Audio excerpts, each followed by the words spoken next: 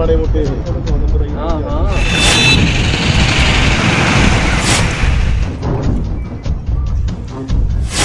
बरेली की इन सर्द रातों में जब दुनिया घरों में दुबक कर चैन की नींद सोती है, तब जनपद के अन्नदाता खेतों की मेड़ पर ठिठुरते हुए अपनी किस्मत का पहरा दे रहे हैं।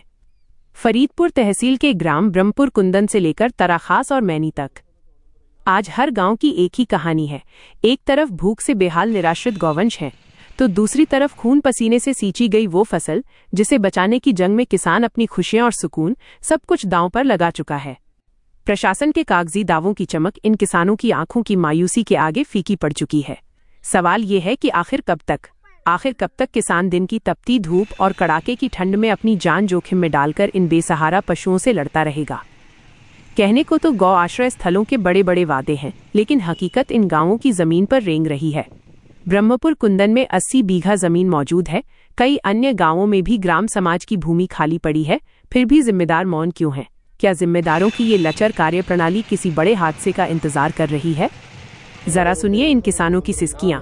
तराखास के ऋषिपाल और विपिन कुमार जैसे सैकड़ों अन्नदाताओं का दर्द ये है कि वे अब अपनों के सुख दुख में शामिल तक नहीं हो पाते। रिश्तों में दरार पड़ रही है, नींद पूरी न होने से मानसिक तनाव और बीमारियां घर कर रही हैं। और इससे भी डरावनी तस्वीर वो है जब फसल बचाने की जद्दोजहद में किसान आपस में ही भिड़ रहे हैं। खेत से पशु हाँकने को लेकर शुरू हुई मामूली कहासुनी अब खूनी संघर्ष और हत्या जैसे मंजर पैदा कर रही है। विडंबना देखिए, इस पूरी अव्यवस्था की बलि सिर्फ किसान ही नहीं, बल्कि वो बेजुबान पशु भी चढ़ रहे हैं जो कटीले तारों और हादसों का शिकार हो रहे हैं। एक तरफ अन्नदाता का बर्बाद होता भविष्य है, तो दूसरी तरफ सड़कों पर दम तोड़ते गौवंश।